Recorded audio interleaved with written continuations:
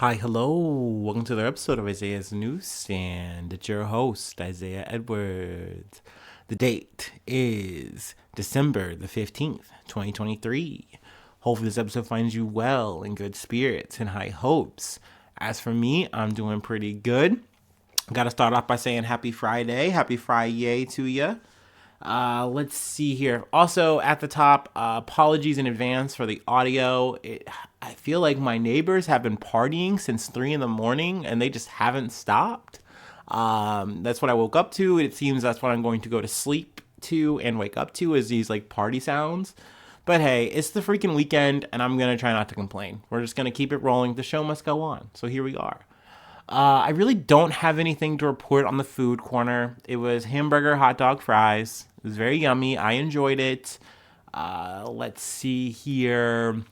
Personal news. It's the same old same. Pretty good. I'm doing all right. Maybe sorry for the self-deprecating outro at the end. I feel like I was a little mopey on the last episode at the end there. And, whatever. If you didn't listen, that's okay. Great. Thank you. Anyway, let's move on to what's going on today. We can start at the top. I will actually take my start up, and then we will get into it.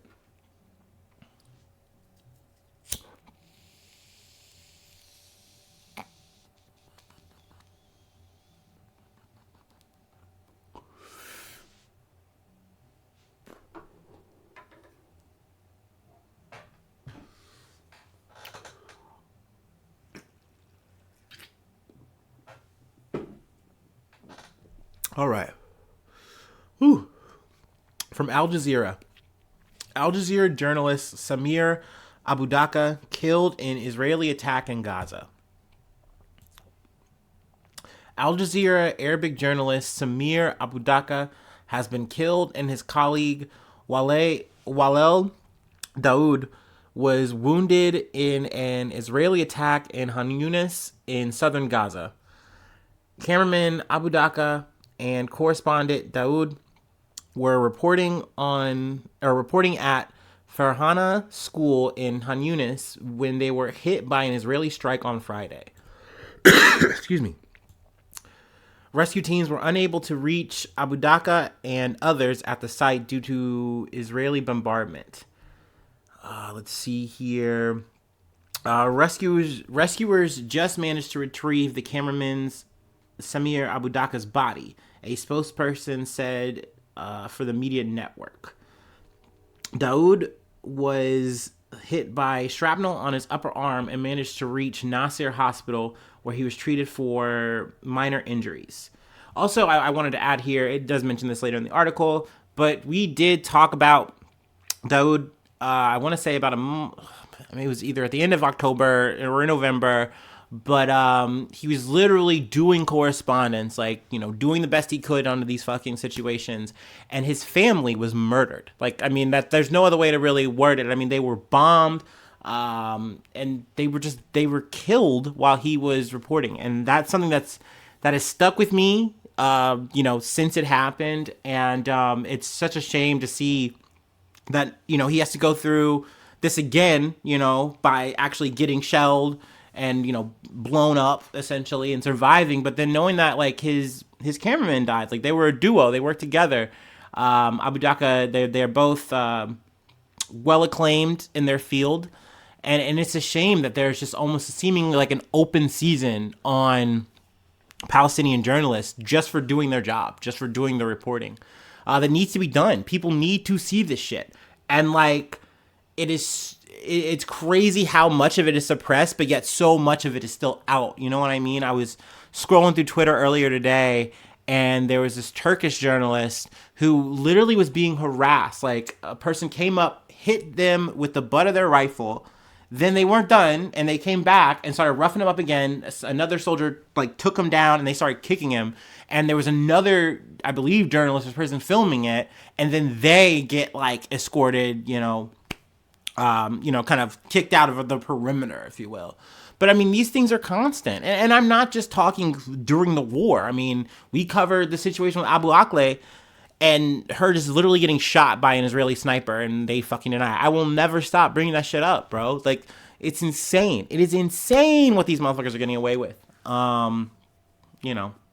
But we're not going to stop talking about it. We're not going to stop doing this kind of coverage. I know for Dawood and Abudaqa, they were trying to get to an area that had not been able to get coverage. And then they had to walk back because they didn't have like the ability to, access a car in this area, how fucked up everything is, like how decimated it was. And then next thing you know, they're under bombardment.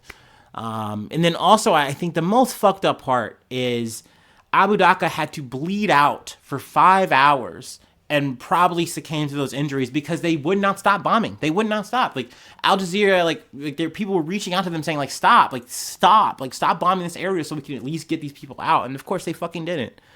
So yeah, I mean, it's a shame. It's so fucking sad. And there is more. I come not bearing good news. From NPR. Israeli soldiers mistakenly killed 3 hostages held by Hamas in Gaza, Israel says. Israeli soldiers shot and killed 3 Israeli hostages in Gaza City after mistakenly identifying them as a threat, Israel's military announced Friday. The incident took place Friday in Shijalia neighborhood of eastern Gaza City, an area that has seen intense ground fighting between Israeli forces and the militant group Hamas. During the fighting in Shaljaya, the IDF inadvertently identified 3 kidnapped Israelis as a threat. As a result, the IDF fired at them and they were killed, said Rear Admiral Daniel Hagari, a spokesperson for the Israeli military, also known as Israel Defense Forces. Let me read a little bit more here. The Israeli military identified the 3 victims as Yotam Haim, 28, Samir Talaka, 25, and Alan Shamaris, 26. So yeah, I mean, yet again, more senseless fucking violence. Only yet, like this is, and I say this because this is not the first time this has happened since October 7th.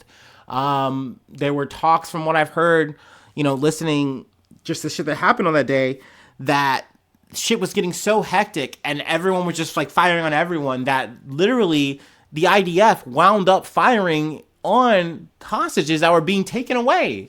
And to just know that you've gone through so much of this shit since October 7th, and then, and especially for the fucking families, you know what I mean? Like, they've been pushing, they've been fighting, telling Israel top brass, like telling Benjamin Netanyahu, you need to change your focus. Eradicating Hamas, okay, fine, whatever, but we want our family back. We want our family home. That should be your focus. And it has been pulling teeth to get him to even come close to that. Outside of the fucking 1 week truce that we had, the 5 days, what have you.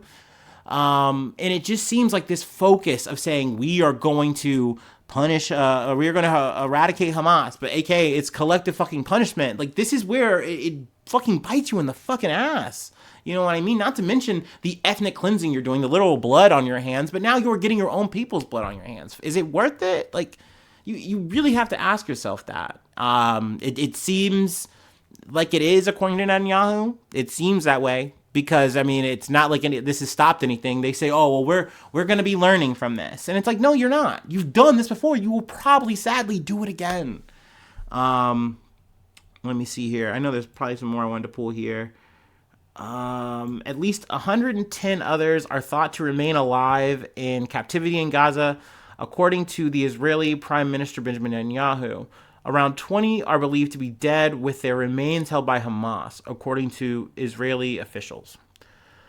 So yeah, I mean, that is more or less the number as of right now that we're going off of. Excuse me, I'm sorry. I'm trying to burp and it's not coming out. But I know I was listening to a couple of news outlets. I want to say it was either the Global News or it was Start Here from ABC. But they've been talking about how, like, America is kind of starting to say, hey, we really are meaning what we say with this shift. Like, you cannot be bombing indiscriminately. I mentioned that before. Biden said that, like, used those words specifically.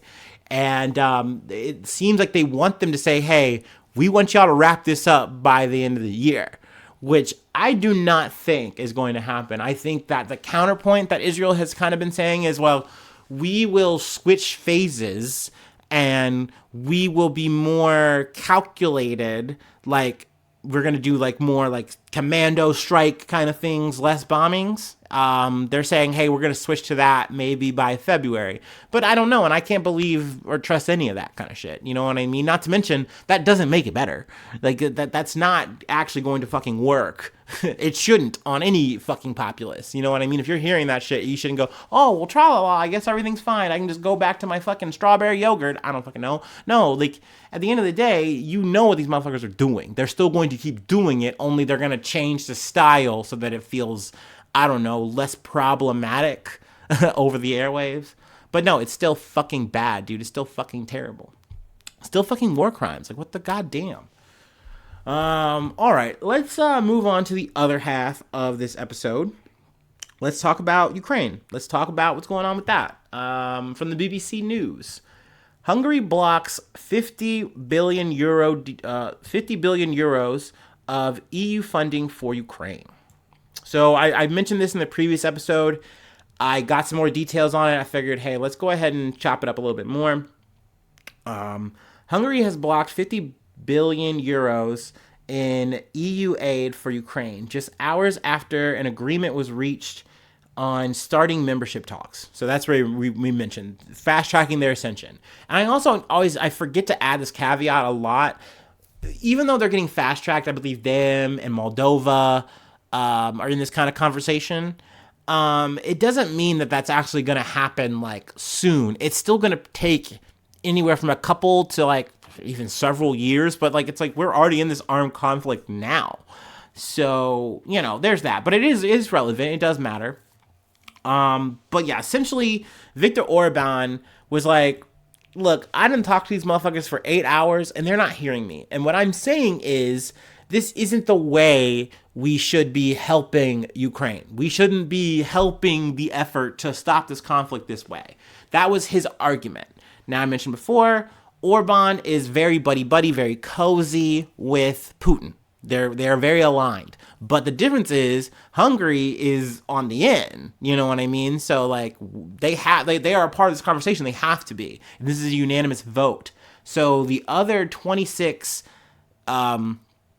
like leaders or countries, whatever, they're in agreement for the most part. I think it's a reference that maybe one might not be, but like more or less Victor saying, hey, I'm holding out. I'm not even here. I'm leaving, actually. I'm going to go get some Wendy's or some shit. Bye. And he left. So, like, literally just makes this vacuum where Zelensky can't come back with aid. You know what I mean? Like, Ukrainians aren't going to get this 50 billion euro deal done yet. Now, there is a chance that, once again, I'm referencing BBC News here, but that they can, like, individual nations of the EU can continue to fund individually and do their own thing, but they wanted to do this block money. You know what I mean? And like Orban's like, bro, you ain't even sitting with us, bro. You ain't even fucking with the set for real. So bye, no thank you. So yeah, I mean, I think it's kind of grimy. I think it's kind of slimy, but that is the politics at play here. Also, I think the slimiest part though is the fact that like Orbán very like gracefully in a way, maybe some might say, floated that it's like, well, look, man, like you over here trying to fund these people who aren't even part of the set yet. And like, I need money. Hungary needs money. Let's talk about that. We're not talking about that. And I think that's wild. And you know what? I mean, hey, in pursuit of the bag, it's always a paper chase. You know what I mean? So, Viktor Orbán, he's on that Erdogan shit. You know what I mean? The prime minister of Turkey. Like, you got to play both sides, get what you want, man. So that way you come out on top. So, I guess on that respect, I don't know. But, yeah, I wanted to kind of fully flesh that out, give a little bit more coverage there. I feel like I've done it. So let's end on another BBC banger. That's probably a bad play on words, but that's what I do best. I'm going to take my last break, continue to jam to this music, and then we'll go ahead and close it out.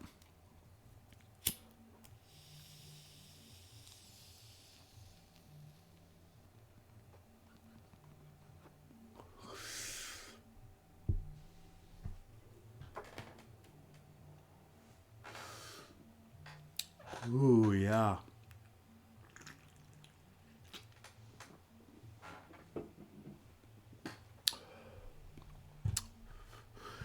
Okay. Ukraine grenade incident. Counselor tosses explosives into meeting. Now I gotta say, if that is not a trigger warning for what the fuck we're about to talk about, like that is exactly what it is, bro. Like right now, this is like it felt like some live leak shit. Like I was surprised they released the explosion photo. Like it's heavy. It's a lot. But let's get into it. A village councilor in western Ukraine has thrown grenades onto the floor of a council meeting, wounding 26 people, police say. Now, I think when I initially heard this on like the Messenger, another publication. Ooh, that was a cough and a burp. Ouch. But they said that one person was killed. So far, I've only, at least from reading this article, that 6 people were critically wounded, including the person who threw the grenades or lobbed the grenades. But let's see. The meeting was being live streamed on Facebook when the incident took place. Councilors have been holding a heated discussion about their budget for 2024, as well as this year's financial results, and holding a vote on awarding the council chief a bonus.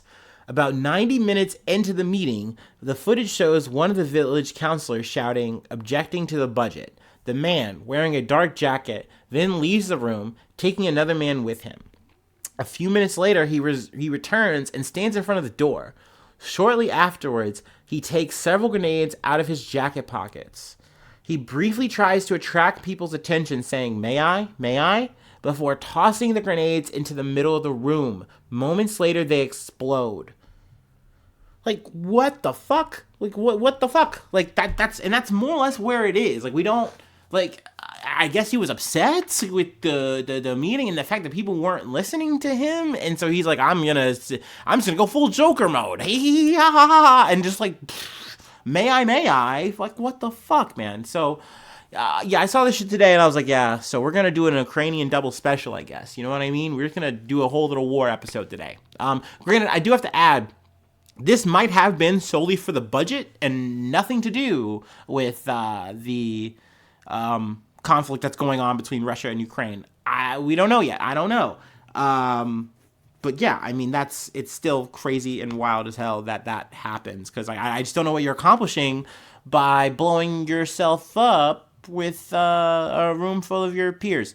You know, it's not circling for me. It's just not making sense. But yeah, that is the episode. That's all we really have for today. If you'd like to support the effort, I do have a Patreon, patreon.com/Isaiah News.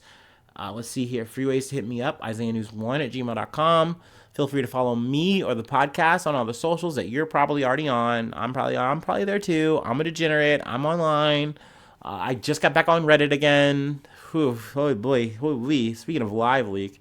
Anyway, YouTube, subscribe, please. That means a lot. Helps out a lot. Like it. Love it with that bell button. And then do the same thing on whatever listening app you're on. That means a lot. It helps out a lot. Comments are cool. Please be cool. All right. Hopefully I'll see you soon for some more good news. I love you. Bye-bye. Mwah.